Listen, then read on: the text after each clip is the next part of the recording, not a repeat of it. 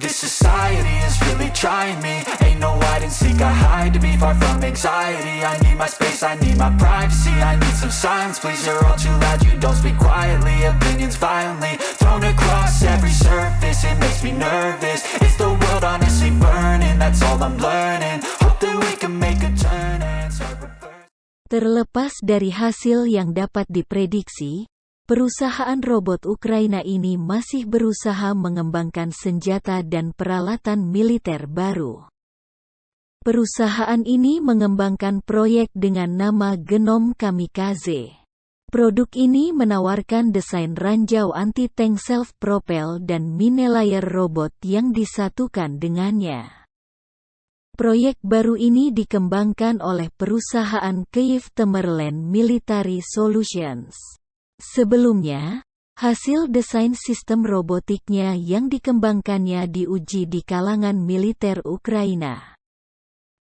Pada Mei, Temerlen menerbitkan iklan pendek untuk proyek baru Genom Kamikaze atau Dwarf Kamikaze, yakni ranjau self-propel berdasarkan platform Genome yang ada dengan ranjau anti-tank yang sudah ada.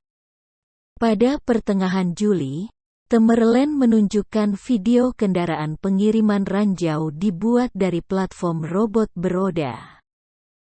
Alih-alih amunisi built-in, Temerlen menjadikannya sistem mengangkut ranjau dan menjatuhkan senjata tersebut.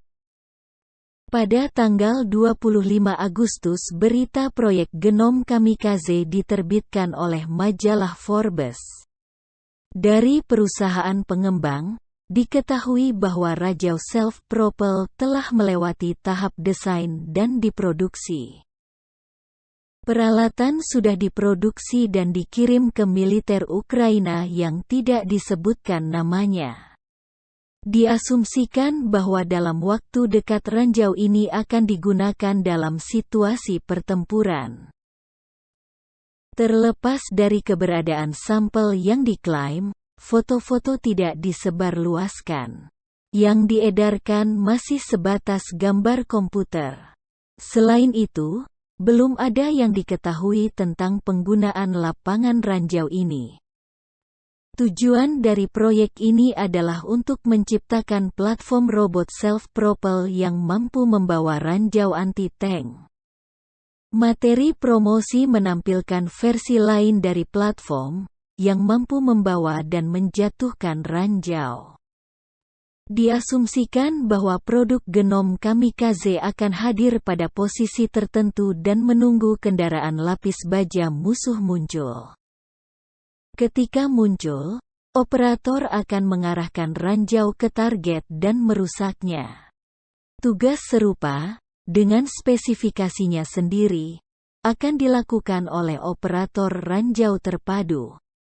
Diusulkan untuk menggunakan kendaraan udara tak berawak untuk mendeteksi objek lapis baja dan ranjau beroperasi. Genom Kamikaze dilaporkan mudah dioperasikan. Kursus dasar operator juga tidak sulit. Namun, untuk mengatur operasi kompleks dengan jarak yang sangat jauh, persiapan tambahan mungkin diperlukan. Forbes membandingkan ranjau anti-tank buatan Ukraina ini dengan ranjau self-propel berat Goliath buatan Jerman dari Perang Dunia II.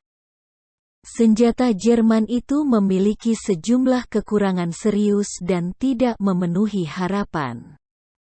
Pengembang Genom percaya bahwa produk mereka tidak memiliki kekurangan seperti itu. Perhatian diberikan pada berbagai masalah, termasuk samaran. Dalam hal desain, Genom Kamikaze adalah platform self-propel yang dikendalikan dari jarak jauh. Gambar menunjukkan produk dengan bodi datar di atas 4 roda.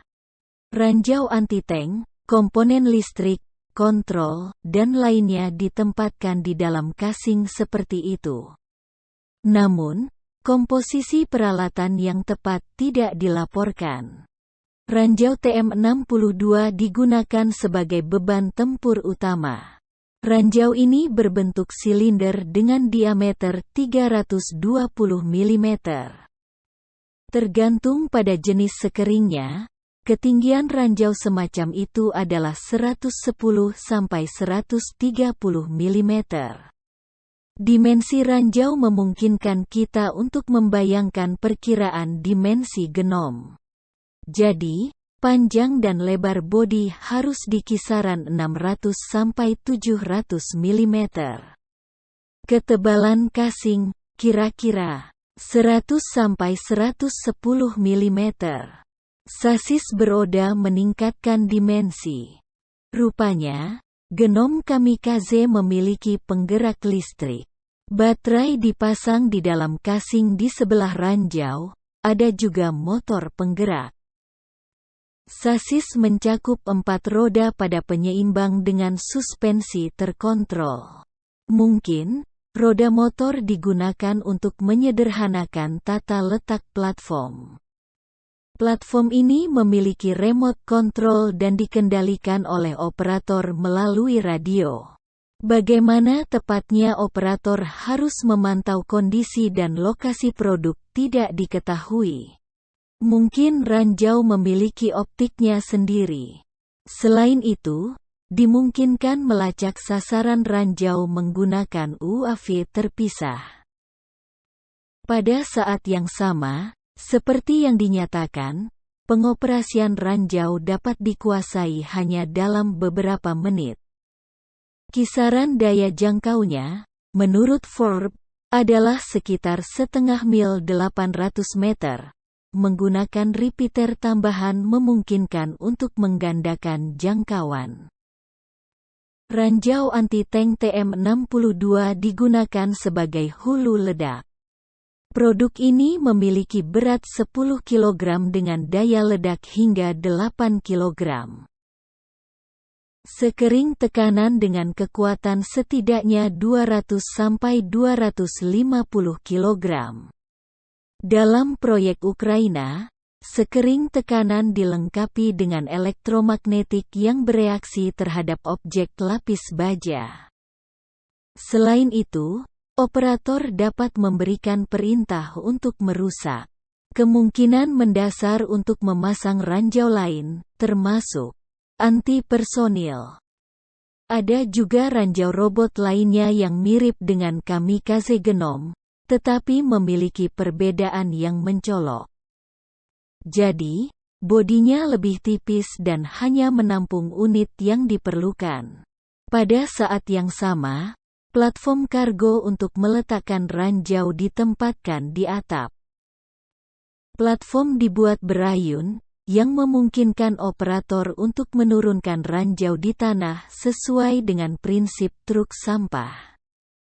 Sangat mungkin bahwa Temerlen memang mengembangkan dan memproduksi sejumlah ranjaunya sendiri.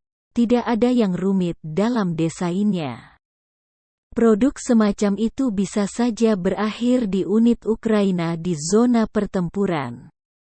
Namun, nilai praktis dan perlunya perkembangan semacam itu dipertanyakan.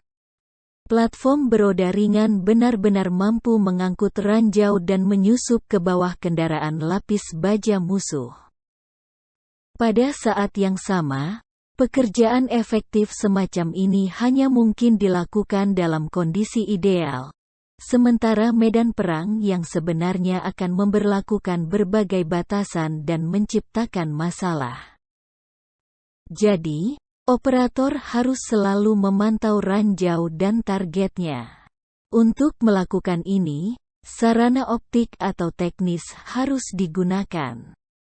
Pengamatan visual tidak selalu memungkinkan atau tidak aman. Musuh dapat melihat ranjau yang mendekat tepat waktu dan menghancurkannya. Navigasi satelit dan transmisi telemetri juga tidak menyelesaikan semua masalah, karena sinyal dapat ditekan dengan hasil yang diketahui. Menaikkan pertanyaan profil undercarriage roda yang diturunkan. Paten sasis seperti itu di tanah bisa sangat terbatas. Oleh karena itu, genom kamikaze mungkin menghadapi rintangan yang tidak dapat diatasi seperti gundukan, parit, tanggul, dan seterusnya. Jangkauan ranjau self-propel tidak melebihi 800 meter.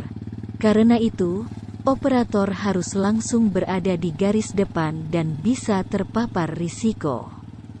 Ranjau TM62 digunakan sebagai hulu ledak pada platform Genome Kamikaze. Ini adalah produk lama, dan kualitas tempurnya tidak lagi memadai. Berbagai sampel kendaraan lapis baja modern dirancang diledakkan dengan muatan 8 kg di bawah sasis dan atau di bagian bawah. Sejalan dengan itu, Genome Kamikaze ini hanya dapat merusak kendaraan, tetapi kendaraan bisa saja tetap beroperasi. Akhirnya, aspek ekonomi dari proyek tersebut dipertanyakan. Untuk semua kesederhanaannya, platform robotnya dapat dibuang. Can't seem to get out. But something deep